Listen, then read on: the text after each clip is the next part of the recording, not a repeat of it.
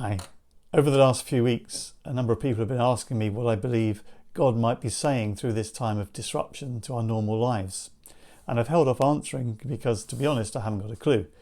But I've kept asking the question of myself, watching what's going on, listening to what people are saying, and wondering what God might want to speak into our lives through this current experience. I'm still not at the point of saying, "Thus says the Lord," but a few things are beginning to form in my mind as I mull things over. More questions perhaps than answers, but I thought I'd mull over one of them with you in this short reflection. Perhaps the most obvious change in our lives is that there's less stuff going on. Even for those of us who are still working, there's no sports events, no meals out, no kids' activities, no weekend breaks, no hobby clubs, no Zumba class, no art class, and no church activities. We've got the opportunity, even if we are still working, to discover space in our lives, perhaps for the first time. Of course, the risk is that we just fill that space with more activity at home, with more things that we find to do, more online activity, or perhaps more Zoom meetings, which seem to be multiplying faster than the coronavirus itself. A friend of mine recently commented on this period as a time when perhaps God is giving the church an enforced Sabbath rest. A time out, downtime, unproductive time. I like the image. And maybe I'm thinking God might just be reminding us of the value of Sabbath. Perhaps saying something like, take this moment to reflect on how you normally do life. You weren't created for 24/7, 7-day-a-week activity. Get yourself back in line with the rhythm of the creation of which you're a part, and practice Sabbath. We live in a culture where hurry sickness is a real thing. It's an actual condition defined as a behaviour characterised by continual rushing and anxiousness, an overwhelming and continual sense of urgency, wanting to perform every task faster and faster and getting flustered when encountering any kind of delay. Sound familiar? We move from one checkout line to another checkout line because we think that one's going to get through quicker. We count the cars in front of us in the line because that line seems to be getting to the obstruction and through the traffic light quicker than we can. One piece of research showed that if something cooking in a microwave takes more than 30 seconds, we start looking for something else to do to fill in the time whilst it's cooking. How long can you go without checking your phone or your email? How quickly do you get restless when you have to wait in a queue? Hurry sickness, it's a sign of an overfull life, non-stop connectivity and activity, which actually are very bad for us. Another piece of research found that heart disease is most acute in cities not that have the worst standards of food, but that have the highest pace of life. My generation grew up with strict Sunday laws about what we could and couldn't do on the Lord's Day. We reacted against it, and now Sunday is no different to any other day, apart from we squeeze in going to church if there isn't something better on offer. Personally, I'm beginning to think it's time to push the pendulum back the other way and rediscover Sabbath. Not as a day of strict laws, of do's and don'ts, but as a gift from God.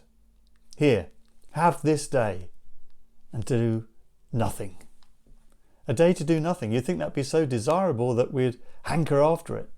And yet, surprisingly, in the Bible, it comes as a commandment. It's commanded by God in the 10 Commandments. Imagine how crazy that sounds, having to command one day free of activity in a week. It's a bit like commanding that we eat cake. The Sabbath command, in fact, comes twice. The first time it comes is in Exodus, and the reason it's given for it is that God himself rested at the end of creation. God sat back, looked at all he had made, and enjoyed it. And we're invited to enter into that Sabbath practice of sitting back, not doing, but enjoying what has been done. The second time that Sabbath is mentioned in the Bible as a commandment is in the book of Deuteronomy. And here the reason for it is a little bit different. The reason the second time it comes is because Israel had been slaves in Egypt and now they'd been set free. Keep a day a week to remind yourself that you are nobody's slave. Keep a day a week to remind yourself that you've been set free from slavery by a God who loves you as a son, not as a unit of production. The Sabbath day has two key practices. The first is remembering and the second is rest. A day to remember whose we are, a day to remember our God, a day to remember that we are his children whom he loves. That's why it's appropriate on a Sabbath day to worship with other people who love that same God. Seems to me to be probably the main purpose of our gatherings as church. It's to remember who we are and what great price was paid to deliver us from our sin into God's family. A day of remembering, but also a day of resting. The basic meaning of Sabbath is to stop, cease, don't do it. It's a day of doing nothing but enjoying what God has made. It's not a day off. On our day off, we tend to do jobs. We fix things that need fixing. We mow the lawn. We do the chores and the errands and the shopping. But a Sabbath is not a day off to do jobs, whether they're paid or unpaid. A Sabbath is a day just to rest, to recharge, to refresh ourselves in all that God has done for us and given to us. If the idea of a whole day off every week to do nothing but remember and rest appeals to you, and you'd like to think about it some more while you're locked down, I recommend a book I'm reading at the moment.